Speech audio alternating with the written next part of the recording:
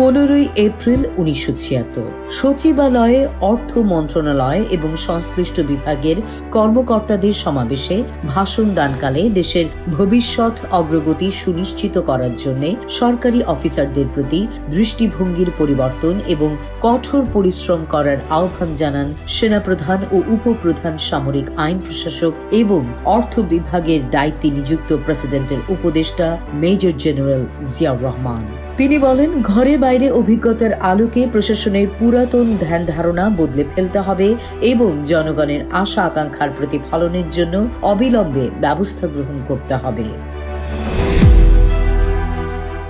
15 April 1977 নতুন public library প্রাঙ্গণে রাজশাহী বিভাগীয় ইউনিয়ন পরিষদের নবনির্বাচিত চেয়ারম্যানদের উদ্দেশ্যে ভাষণ দানকালে সেনাপ্রধান ও প্রধান সামরিক আইন প্রশাসক মেজর জেনারেল জিয়াউর রহমান বলেন, ইউনিয়ন পরিষদই দেশের আসল সরকার, কারণ বাংলাদেশ মানেই গ্রাম। 64,000 গ্রামের মানুষের নির্বাচিত প্রতিনিধি ইউনিয়ন পরিষদ চেয়ারম্যানদের খাদ্যে স্বয়ংভরতা অর্জন, নিরক্ষরতা দূরীকরণ, কুটির শিল্প বিশেষ করে তাঁত শিল্পের বিকাশ ও জনসংখ্যা বিস্ফোরণ রোধ তথা অগ্রগতি ও সমৃদ্ধির জন্য তাদের এলাকায় আন্দোলন গড়ে তোলার আহ্বান জানান তিনি।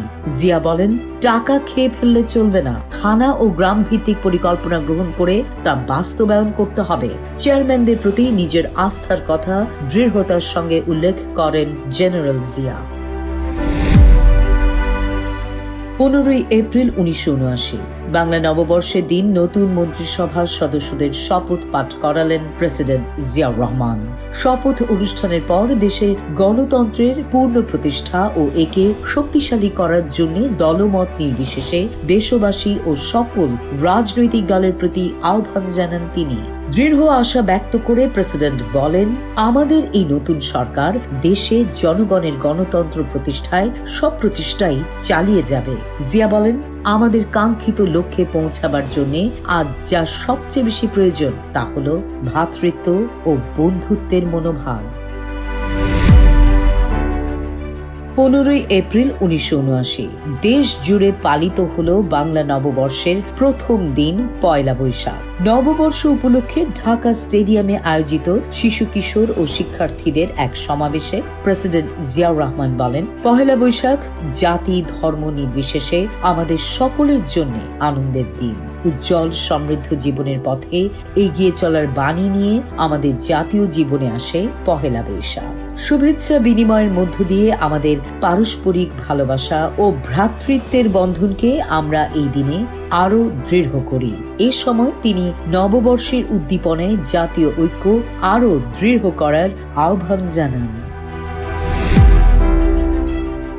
15 এপ্রিল 1980 কালকিনিতে মাদারীপুর রাজনৈতিক জেলার গ্রাম কর্মী সম্মেলনে ভাষণ দানকালে উৎপাদন বৃদ্ধির জন্য সম্পদের সমন্বিত ব্যবহার নিশ্চিত করতে একটি শক্তিশালী সংস্থা গড়ে তোলার আহ্বান জানান প্রেসিডেন্ট জিয়াউর রহমান। তিনি বলেন, জনগণ ধনী না হলে সরকার ধনী হতে পারে না, কাজেই সারা দেশে চালু বর্তমান উন্নয়ন কর্মযজ্ঞে প্রত্যেকের স্বেচ্ছায় অংশগ্রহণ করা উচিত। বিএনপি চেয়ারম্যান প্রেসিডেন্ট জিয়া বলেন, দেশবাসীর খাদ্য ও অন্যান্য মৌলিক চাহিদা পূরণ করাই আমাদের নীতিমালার প্রধান উদ্দেশ্য। খাল খনন কর্মসূচির কথা উল্লেখ করে প্রেসিডেন্ট বলেন, অল্প সময়ের মধ্যে খাল এলাকার অধিবাসীরা তাদের কঠোর পরিশ্রমের সুফল পেতে শুরু করবেন। এসব এলাকার চাষিরা বছরে কমপক্ষে 2টি ফসল ফলাতে সক্ষম হবেন।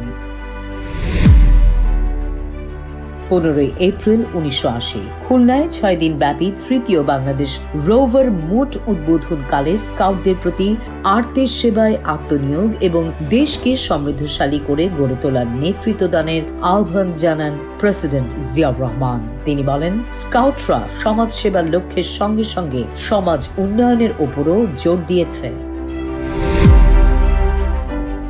15 এপ্রিল 1981 3 দিনের মৈত্রী সফরে নেপালে এলে প্রেসিডেন্ট জিয়াউর রহমান ও তার সহধর্মিণী বেগম খালেদা জিয়াকে প্রাণ ঢালা শুভেচ্ছা জানানো হয়।